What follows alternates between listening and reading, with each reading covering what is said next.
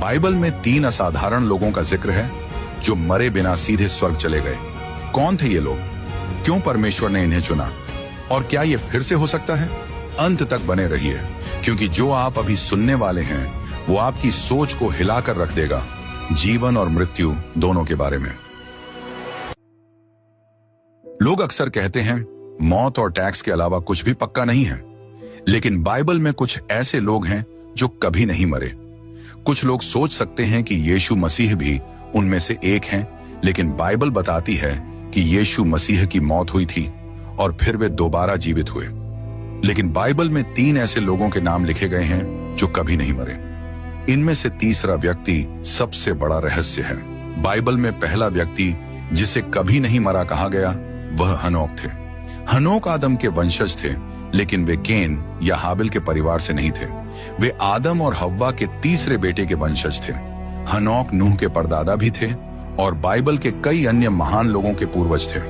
उस समय परमेश्वर ने अभी 120 साल की उम्र की सीमा तय नहीं की थी, जो उत्पत्ति 6:3 में लिखा है। इसीलिए लोग बहुत लंबी उम्र तक जीते थे, लेकिन हनोक बाकी लोगों से अलग थे।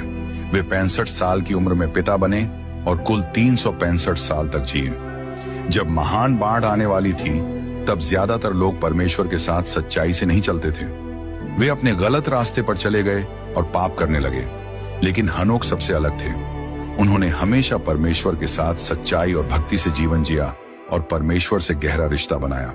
उत्पत्ति 5:22 और 24 में लिखा है, हनोक परमेश्वर के साथ चला, फिर वह नहीं रहा, क्योंकि परमेश्वर ने उसे अपने पास बुला लिया। लूका ने हनोक का नाम यीशु के पूर्वजों की सूची में लिखा है। उन्होंने हनोक की वंश परंपरा को आदम तक जोड़ा। इब्रानियों अध्याय 11 में भी हनोक का नाम उन पुराने इस्राएली पूर्वजों की सूची में आता है जो अपने महान विश्वास के लिए जाने जाते हैं। इब्रानियों 11:5-6 में लिखा है, परमेश्वर ने हनोक को अपने पास बुलाने से पहले उसे अच्छा और भक्त व्यक्ति माना था, और बिना विश्वास के परमेश्वर को खुश करना नामुमकिन है। जो भी परमेश्वर के पास आता है उसे यह मानना होगा कि परमेश्वर हैं, और वे उन लोगों को इनाम देते हैं जो सच्चे दिल से उन्हें खोजते हैं। बाइबल में बार बार लिखा गया है कि परमेश्वर ने हनोक को अपने पास बुला लिया। यह सिर्फ एक कहने की बात नहीं है, बल्कि इब्रानियों की किताब बताती है कि हनोक ने सच में मौत का अनुभव नहीं किया, जैसा कि आम लोग करते हैं। इब्रानियों 11:5-6 में लिखा है, विश्वास के कारण हनोक को इस जीवन से उठा लिया गया ताकि वह कभी न मरे। कोई उसे खोज नहीं सका, क्योंकि परमेश्वर ने उसे अपने पास बुला लिया, और उससे पहले उसे एक ऐसा व्यक्ति माना गया जो परमेश्वर को खुश करता था। हनोक को भविष्य बताने की शक्ति भी मिली थी। उन्होंने यीशु मसीह के आने की भविष्यवाणी की थी। यह बात यहूदा 1:14-15 में लिखी गई है। देखो, प्रभु अपने हजारों पवित्र जनों के साथ आ रहे हैं, ताकि वे सबका न्याय करें और उन सभी लोगों को दोषी ठहराएं जिन्होंने अधर्म में बुरे काम किए हैं, और जो पापी लोग उनके खिलाफ बुरी बातें बोलते हैं। लेकिन हनोक की कहानी उनके साथ खत्म नहीं हुई। उनके परपोते नूह भी परमेश्वर के साथ सच्चाई से चले। नूह बहुत नेक इंसान थे, इसलिए जब महान बाढ़ आई तो केवल नूह और उनका परिवार ही बच पाया। हनोक का जीवन हमें विश्वास, आज्ञा मानने और सच्चाई की सीख देता है। उन्होंने परमेश्वर को इतना खुश किया कि परमेश्वर ने उन्हें बिना मरने सीधे अपने पास बुला लिया। ये कितनी खास बात है। बाइबल में सबसे प्रसिद्ध व्यक्ति जो नहीं मरे वे थे भविष्य वक्ता एलियाह। वे इजराइल के राजा अहाब और रानी जेजेबेल के समय में जीते थे। एलियाह बहुत बहादुर थे। उन्होंने इजराइल के लोगों को झूठे देवताओं और मूर्तियों की पूजा करने से रोका। उन्होंने कई चमत्कार भी किए।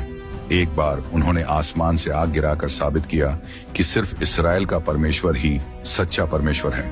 2 राजा 1:10-12 में लिखा है कि परमेश्वर ने एलियाह को इस्राएल में लोगों को सही रास्ते पर लाने के लिए भेजा।